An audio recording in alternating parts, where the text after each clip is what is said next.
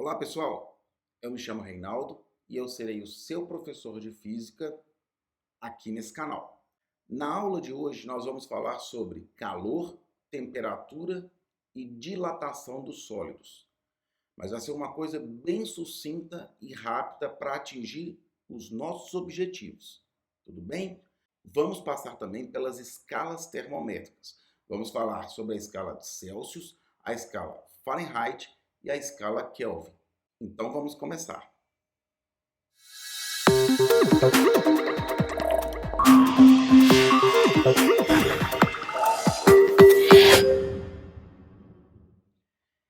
Calor, temperatura e dilatação. Vamos começar pelo calor. O que vem a ser calor? Calor, pessoal, é uma forma de energia e ela flui de um corpo para o outro. Ou seja, eu preciso ter dois corpos com temperaturas diferentes para que essa energia flua de um para o outro. Ou seja, se eu tiver aí, por exemplo, aí uma panela no fogo, a panela tem uma determinada temperatura. O fogo ele vai estar aquecendo essa panela. Então eu vou estar tendo transmissão, fluidez de energia do fogo para a panela, fazendo com que a temperatura da panela aumente. Tranquilo? Essa propagação do calor, que é esta forma de energia, ela pode acontecer de três formas diferentes: por condução, por convecção ou por irradiação, também chamada de radiação.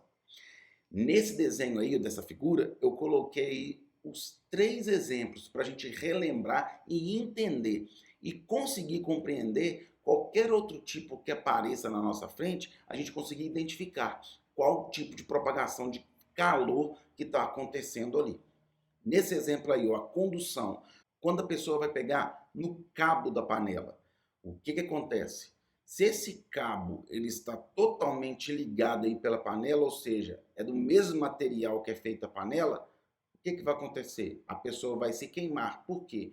Porque o calor se propagou da panela para o cabo até a mão da pessoa por condução. Beleza? Já a convecção são correntes que são formadas no interior do gás ou do líquido, por exemplo. No caso aí, ó, essa chaleira que está sendo feito aí, ó, esse chá, né, que está sendo aquecido esse chá. Essas correntes, elas fazem o quê? Elas levam o calor, transportam o calor de baixo para cima, né? Então o calor ele tende sempre a subir e vai sendo formado essas correntes aí de convecção no interior aí, por exemplo, desse chá. E radiação nada mais é que o quê? Essa queima, né? Você tem esse fogo aí e ele irradia pelo ar ou pelo vácuo. É dessa forma que o sol, a luz do sol chega até nós, né? O sol, a luz ela vem pelo vácuo e chega até nós por meio da irradiação, que é essa forma de propagação de calor. E a temperatura? Temperatura, pessoal, é uma grandeza física que fala sobre a energia cinética do corpo. Ou seja, o que seria isso, né? Energia cinética do corpo. Na verdade, seria a energia cinética das moléculas que compõem o corpo. Por exemplo, se essas moléculas têm uma determinada agitação, isso determina a temperatura desse corpo. Se essas moléculas começam a agitar um pouquinho mais, a temperatura aumenta. Por quê? Porque a energia cinética começa a aumentar, fazendo com que a velocidade de agitação dessas moléculas aumente e a colisão entre essas moléculas aumente. E essa colisão, esses choques das moléculas, fazem com que a temperatura se eleve, né, por causa do atrito, dos choques que tem entre as moléculas. Né? Se eu aumento mais esse grau de agitação entre as moléculas, essa temperatura vai tender a subir mais. E é isso que define se um corpo está mais quente ou mais frio. É exatamente essa agitação das moléculas, essa energia cinética interna das moléculas que compõem o corpo. Beleza? Então, essa é a diferença entre calor e temperatura. Calor é energia que se propaga de um corpo para o outro, né? De um corpo mais frio para um corpo mais quente ou vice-versa.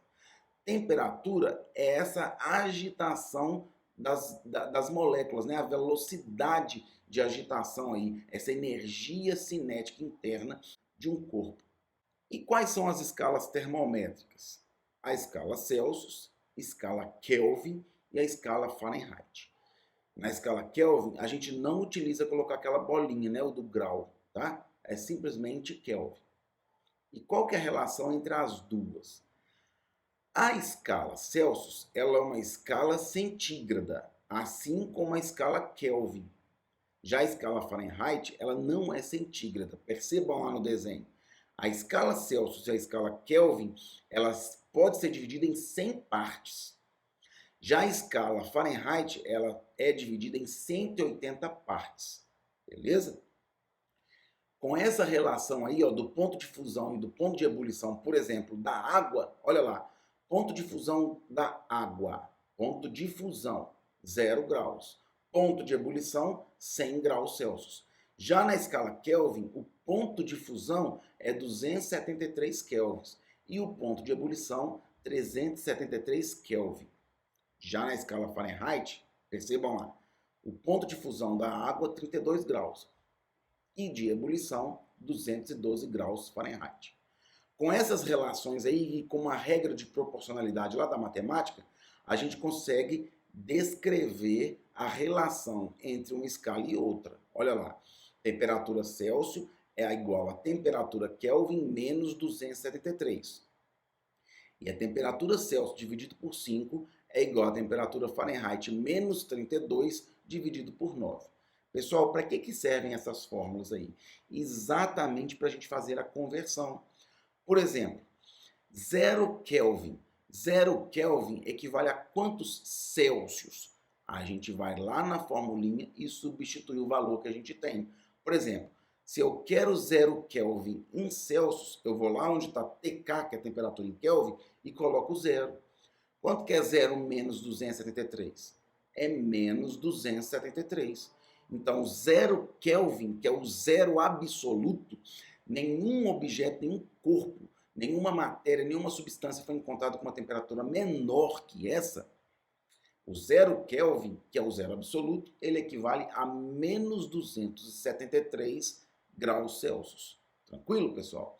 Então, é simplesmente usar essa formulinha para fazer as conversões. Se ele me dá a temperatura em Fahrenheit e que é em Celsius, eu utilizo a segunda. Se ele me dá a temperatura em Celsius e que é a temperatura em Kelvin, eu utilizo a primeira. Se ele me dá a temperatura em Fahrenheit e quer em Kelvin, aí o que eu tenho que fazer? Ele me deu em Fahrenheit. Então eu vou utilizar a segunda, acho a temperatura em Celsius, depois eu vou lá na primeira, substituo para achar a temperatura em Kelvin. Tranquilo, pessoal? É ficar bem atento nisso daí. É pura matemática, essa questão aí de escalas termométricas. E a dilatação térmica? Quando que ocorre a dilatação térmica? Pessoal, qualquer corpo, qualquer substância, ele pode variar a sua temperatura, dependendo da temperatura ambiente, dependendo da temperatura em que eu possa forçar o aumento ou a diminuição da sua temperatura. E se isso acontecer, esse corpo ele pode ter as suas dimensões alteradas. Quando o corpo tem essas dimensões alteradas, é porque teve um aumento ou uma diminuição nas suas dimensões. E esse aumento ou essa diminuição nas suas dimensões é chamado de dilatação térmica. Então, olha bem, se eu tenho aqui um corpo, eu submeto esse corpo a um aumento de temperatura, o que acontece? Estou exagerando, tá? Ele vai dilatar. Ele vai ter um aumento nas suas dimensões. Ele dilatou. Da mesma forma que eu tenho esse corpo aqui. Aí eu levo ele para um congelador a 70 graus negativos. Ele vai o quê? Comprimir. Não é isso? Ele vai ter as suas dimensões reduzidas. Dilatou do mesmo jeito. Beleza? Então a dilatação não é apenas quando se fala em aumento de temperatura. É também quando a gente fala em diminuição de temperatura. E o que nos interessa saber aí hoje, nos estudos da aula de hoje, é a dilatação linear dos sólidos. Aí a gente tem essa formulinha matemática aí, ó. O que essa fórmula matemática nos fala? Que o ΔL é exatamente o valor que dilatou dilatou o meu corpo. É o ΔL, a variação do comprimento, tá vendo? Delta significa variação, né? Então, variação do comprimento, que é a dilatação linear, ele vai ser calculado como sendo o produto do coeficiente de dilatação linear pelo comprimento inicial do corpo e pela variação da sua temperatura. Observem esse alfa aí, ó, que é o coeficiente de dilatação linear.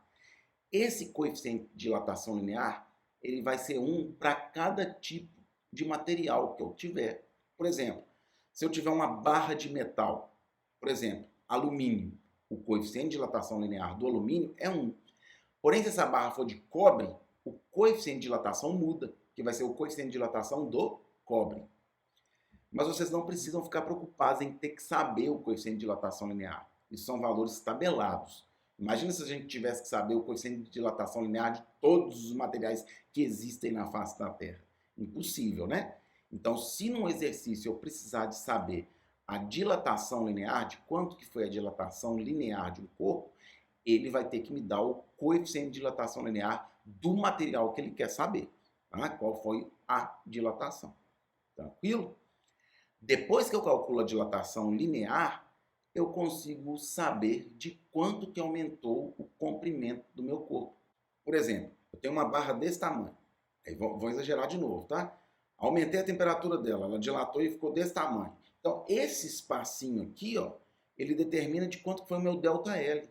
Então, qual vai ser o meu comprimento final, que é o L aí na segunda forma? Meu comprimento final vai ser o comprimento inicial, que é o L0, que é o comprimento da barra antes de aquecê-la, mais esse ΔL, que é essa dilatação que o corpo sofreu. Então, depois que eu calculo a dilatação linear, por exemplo, da minha barra, eu consigo determinar o comprimento final que minha barra tem.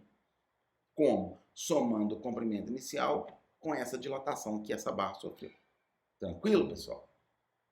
Aí, ó, nesse desenho aí, o que que eu tenho? Eu tenho aí uma junta de dilatação, né? Que a gente vê muito aí nas construções, né? Construções de pontes, construções de estádios de futebol, né? Construções de prédios, edifícios, até mesmo o piso da sua casa. Você vai observar que ele tem essas juntas de dilatação, onde o pedreiro vem e coloca o rejunte. Por que que tem isso aí? Por que que não é um piso encostadinho um no outro? Exatamente porque pelo aumento da temperatura ambiente, ele pode dilatar e ele pode danificar o piso. É por isso que tem essas juntas de dilatação, porque o piso ele dilata ao longo do ano, né? Tanto quanto aumentando as suas dimensões, quanto diminuindo. Mas é aquilo que eu já falei para vocês, é muito pequenininho, porém capaz de provocar desastres, beleza? Por isso que tem que ter essas juntas de dilatação. Tudo bem?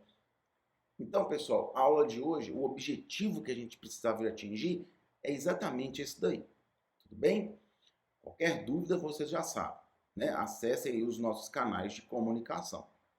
Tranquilo? Um grande abraço para vocês e até a próxima aula.